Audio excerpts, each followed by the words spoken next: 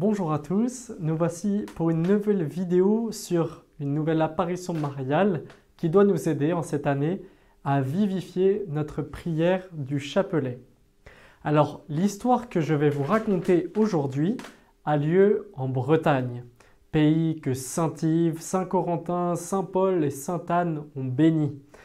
Et donc, nous voici en Bretagne en l'an 574, où saint Colomban, qui, avec ses 12 compagnons irlandais, débarque sur ces côtes bretonnes.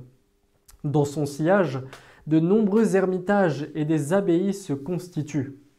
D'autres évangélisateurs suivent et, en faisant beaucoup de miracles sur leur passage et en annonçant le seul vrai Dieu face à ces peuples païens qui se laissent malheureusement séduire par des sorciers et des druides. Ces sorciers leur disent qu'il faut adorer la nature et que l'unique Dieu n'existe pas, qu'il faut contempler les arbres et les adorer. C'est évidemment une chose très grave. Mais parmi ces moines irlandais qui débarquent sur ces côtes bretonnes, un moine en particulier va faire un travail extraordinaire. Il s'appelle saint Gall et il est disciple de saint Colomban qui, en 610, arrive en Armorique, plus précisément un petit village qui s'appelle Quérien et qui se trouve à une quarantaine de kilomètres au sud de Saint-Brieuc. Là, dans ce petit village, miraculeusement, il va faire jaillir une source afin que les gens puissent pétrir le pain. En effet, à cette époque, la présence d'une source est évidemment très importante et absolument indispensable pour que le village puisse se développer et pour que les gens puissent subsister. Saint Gall, il fait également bâtir une chapelle, car en convertissant tous ces Bretons, eh bien, la dévotion et la ferveur catholique commencent à se développer et il faut pouvoir accueillir tous ces nouveaux fidèles. Les Bretons étant de plus en plus convertis et commencent de plus en plus à pratiquer leur foi, l'Église devient trop petite et elle est même agrandie. Malheureusement, un temps de malheur arrive et la chapelle s'écroule. Saint Gall, après avoir fait construire cette petite chapelle qui deviendra une église, avait également fait fabriquer une belle statue de la Vierge à l'enfant qu'il avait fait sculpter dans du bois. Malheureusement, encore une fois, lorsque cette chapelle s'écroule, la statue est elle aussi perdue. Voilà comment l'histoire de ce petit village breton aurait pu se finir. Mais Dieu ne voyait pas les choses de la même façon. Nous voilà 1000 ans après les événements. Le jeudi 15 août 1652, il est environ 18 heures, au lieu-dit Champ des Fontenelles. Là, une jeune bergère de 11 ans, sourde et muette de naissance, qui ne peut pas entendre et qui ne peut pas parler, Jeanne Courtel récite son chapelet. Soudain, elle perçoit comme un grand coup de vent, puis voit une belle femme souriante, vêtue de blanc, avec une auréole brillante au-dessus de sa tête, debout sur un nuage, au-dessus du sol. Et pour la première fois de sa vie, la petite Jeanne entend une voix humaine. Elle lui dit « Charmante bergère, donne-moi l'un de tes moutons. » Elle peut parler et répond prudemment « Ces moutons ne sont pas à moi, ils sont à mon père. » La Vierge lui répond « Retourne voir tes parents et, pour moi, demande un agneau. » La jeune Jeanne répond « Mais qui gardera mon troupeau pendant mon absence ?» La Sainte Vierge lui répond « Moi-même, je garderai tes moutons. » Jeanne parle et entend. C'est bien là un très grand miracle. Ses parents et ses voisins sont stupéfaits de sa guérison.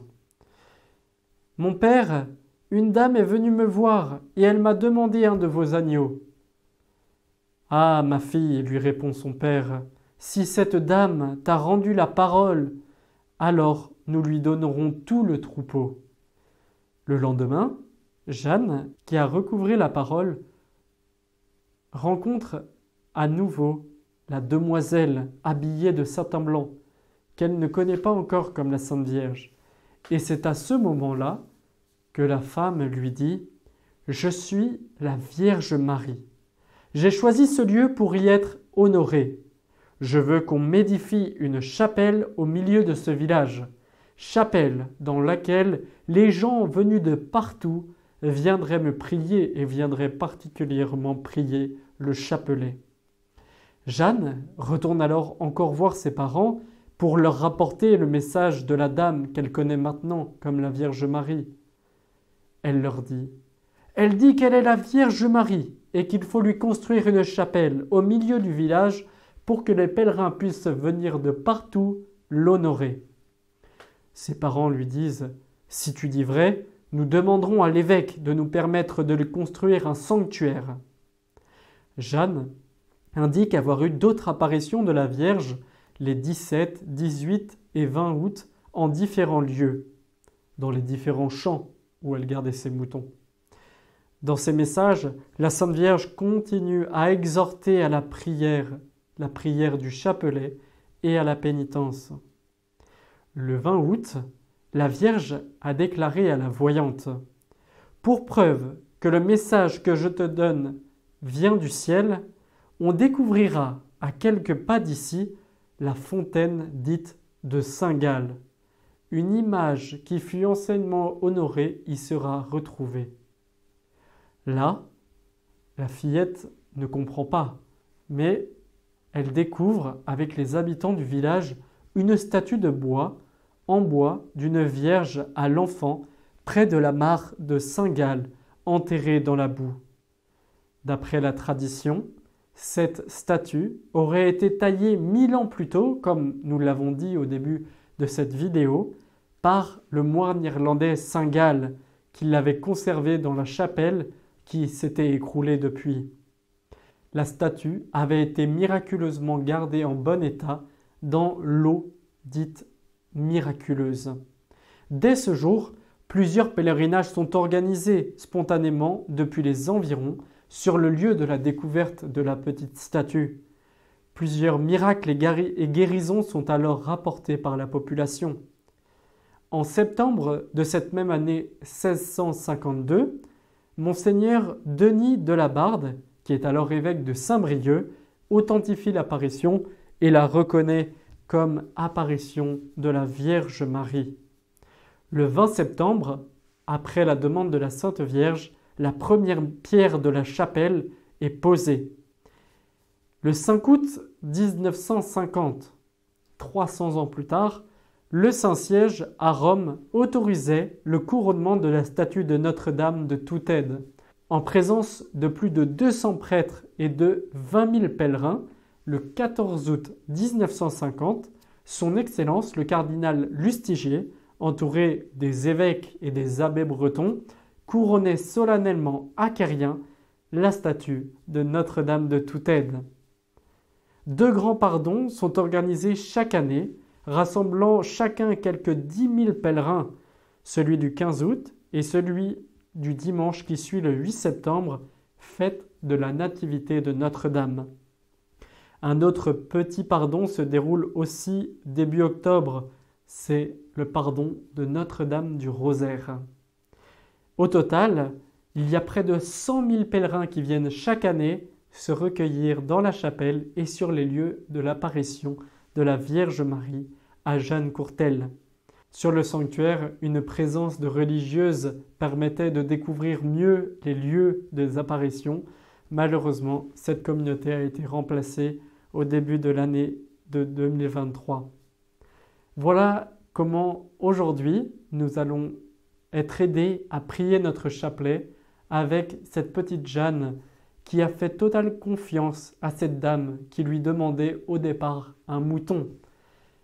Que Jeanne Courtel nous aide, nous aussi, à avoir une totale confiance en la Vierge Marie.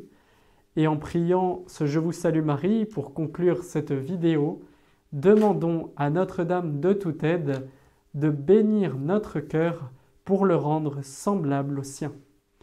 Au nom du Père et du Fils et du Saint-Esprit. Amen. Je vous salue Marie, pleine de grâce, le Seigneur est avec vous.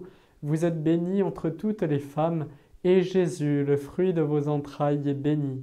Sainte Marie, Mère de Dieu, priez pour nous pauvres pécheurs, maintenant et à l'heure de notre mort. Amen. Notre-Dame de toute aide, priez pour nous. Au nom du Père et du Fils et du Saint-Esprit. Amen. Merci beaucoup pour avoir suivi cette vidéo et à très bientôt.